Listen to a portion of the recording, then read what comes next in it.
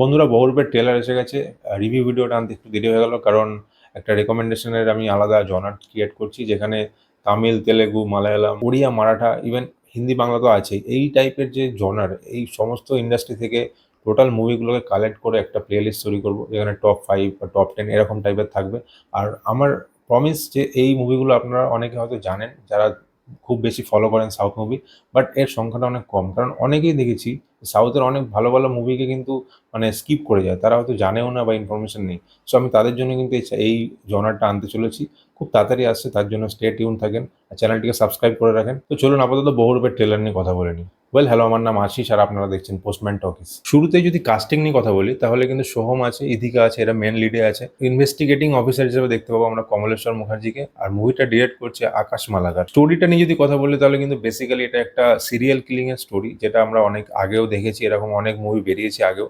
অপরিচিত দেখেছেন নিশ্চয়ই আপনারা সবাই। ট্রেলার দেখে যে স্টোরিটা আন্দাজ করতে পারলাম, সেটা হচ্ছে শুভমের যে ক্যারেক্টার থাকবে অভিমন্যু ব্যানার্জি। অভিমন্যু ব্যানার্জি একটা অ্যাক্টর থাকবে, যার প্রিভিয়াস মানে ওয়ার্ক, যেহেতু একটা মুভির একটা পোস্টার দেখতে পাই যে বহুরূপের পোস্টারটা ফেলে দেওয়া হচ্ছে, মানে মুভির মধ্যে একটা মুভি হচ্ছে, ঠিক আছে, যেখানে ইদিকা পল হচ্ছে লিড রোলে থাকবে আর অভিমন্যু ব্যানার্জি।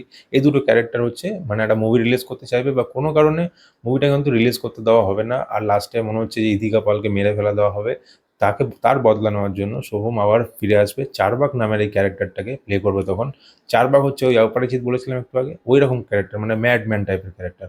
ও কি করবে, একটার পর একটা সিরিয়াল কিলিং করতে থাকবে, যারা ইদিকা পলকে মেরেছে। আমার মনে হচ্ছে যে ইদিকা পলের সাথে যে পরবর্তীকালে যে সিনগুলো দেখানো হচ্ছে, এটা কিন্তু জাস্ট একটা ইমাজিনেশন, ঠিক আছে, মানে কাল্পনিক চরিত্র, হয়তো সে মারা গেছে। এবার চারবাক কি ওই রিভেঞ্জটা নিতে পারবে, সেটা তো মুভি রিলিজ হলে বোঝা যাবে। তবে একটা ডায়লগ আমার খুব ভালো লেগেছে, যেখানে হচ্ছে সোহম বলে যে তোরা কবিতা খাবিস, তারা আমার বুকের কলিজা খাও। ওই যে ইন্টেন্সটা ছিল না, ওটা আমার খুব ভালো লেগেছে। দেখো, যতই হরলিক্স করে চাটাচাটি হোক না কেন, কিন্তু এই ছেলেটা কিন্তু এক টাইমে প্রেম আমার অমানুষের মতো ভালো ভালো সুপারহিট মুভি দিয়েছে। আর এই মুভিটাতেও কিন্তু অমানুষের হালকা ভাইব লেগেছে। তবে একটা কথা বলবো ভাই, স্টোরিটাতে নতুন কিছু দেখলাম না। আর ট্রেলারটা খুব বাজে কেটেছে, মানে ট্রেলার যে কেটেছে না, তার স্যালারি এক্ষুনি কাটা উচিত।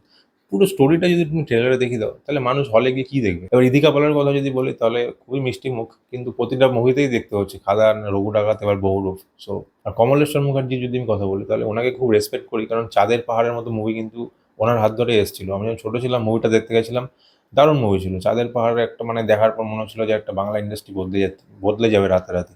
মেঘে ঢাকা তারা তার আগে এসেছিল, ব্ল্যাক অ্যান্ড হোয়াইট মুভি। কিন্তু ইয়েতি অভিযানে যে ট্রোল হতে হলো, তারপরেই মনে হচ্ছে কমলেশ্বর বাবু ডিরেকশন থেকে সরে গিয়ে অ্যাক্টিং এর উপর বেশি ফোকাস করে ফেলেছেন। বাট আমি এখনো বলবো যে এই ডিরেক্টরটা যদি নিজের মানে কাজে ফোকাস করে না, আরো ভালো মুভি কিন্তু প্রডিউস করবে বাংলাতে। তো মুভিটা 29 তারিখ রিলিজ হচ্ছে। ভালো খারাপ দুটো দিকে আমরা ডিসকাস করবো। এখন বেকার কমেন্টস করে কোনো লাভ নেই ফালতু। আর তোমরা ভিডিওটা লাইক করো, পারলে সাবস্ক্রাইব করে দিও চ্যানেলটাকে। দেখা হচ্ছে আবার নেক্সট ভিডিওতে। টিল দেন, টেক কেয়ার দোস্ত।